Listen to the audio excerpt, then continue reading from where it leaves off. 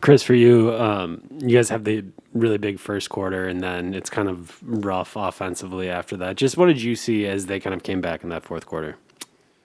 A little bit of playing with the game, which is tough to say, but you gotta be honest with yourself. Just gotta stay with our foot on the throttle. Keep playing basketball the right way. Even though I thought we did, I think we just let our guard down a little bit. They got hot from three, but I still like the way we stay poised, stay with it. Even though they made a game, we still found a way to win it. You get that ATO three, I think with like 3 minutes left. Just what have you kind of seen from you and Giannis? Giannis has the big turnaround fader as well. Just to have that confidence late, even if things like you said aren't going right, to close it out.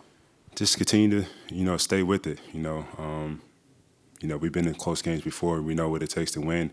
You know, just got to make big shots sometimes, big plays on the defensive side. And thankfully, I was able to get the three to go down. Giannis was able to get the fadeaway to go down. But I think more importantly, we were able to get those rebounds, those loose balls when need be. A little bit sloppy as far as inbounding the ball with myself and Giannis at the end of the game. But other than that, I think we did a pretty solid job of finding a way to win when we let things slip away. Giannis has made some pretty ridiculous blocks in his life, especially last year in the finals. Just what are you thinking as he goes up to block another alley oop? I've seen it so many times. I know when I'm guarding the ball or the first man back to just try to buy him time to let him do what he does. So when I see it happen, I'm like, all right, you guys can go ahead and throw it. It's gonna be a tough finish when I see him come and show in the play, but that just shows the type of effort he gives on a night in, night out basis, and not just on the highest stage. Is also game 16 in the middle of November. Jim on Zoom. Hey, Chris.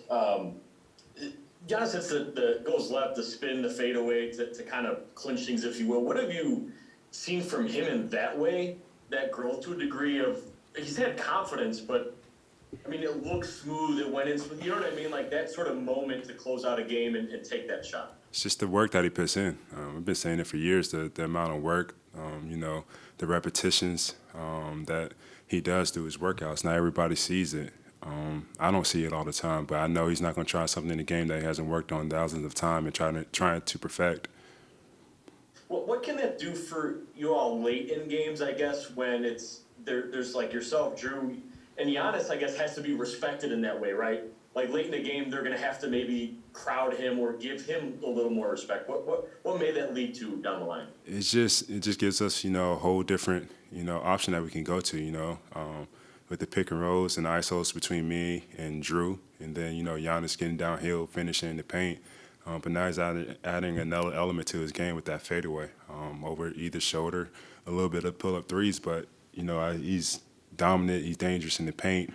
And he's been, like I said, he's been working on those fadeaways, and it's hard to stop, it's hard to block. So it just gives a whole different element if things break down. You've talked about how coaches have encouraged you to kind of make moves a little quicker when you're in the post or when you have somebody behind you. And I bring it up because I think in the first quarter you had a couple moves that were pretty quick in that way. How much do you feel like you're starting to execute that in games more? Yeah, just changing my speed, cadence, whatever you want to call it. Just to not let the defense settle in on me. With the one-on-one matchups or the help coming. You change the speed of your moves a little bit, keep the defense off balance. It's just going to help make things run a little bit smoother, catch them off guard a little bit with those quicker moves, and be able to read the defense at the same time with those quick moves, knowing where I'm going, just being always on balance. Just you're alone now as the career three-point leader. Just how did it feel to kind of get that out of the way and be on first in that list now? Yeah, it's really cool. Spoke on it the other night, but to be number one, to pass Ray Allen, one of the best shooters of all time. Like I said, I still got ways to catch him in career, but to be number one franchise is pretty cool. I told Giannis, just let me have one record. I'm happy about it. But to be with this organization for 9 years, to be number one in three-point, came in as just a three-point shooter and was able to expand my game over the years. But to have one of my goals achieved here is extremely cool.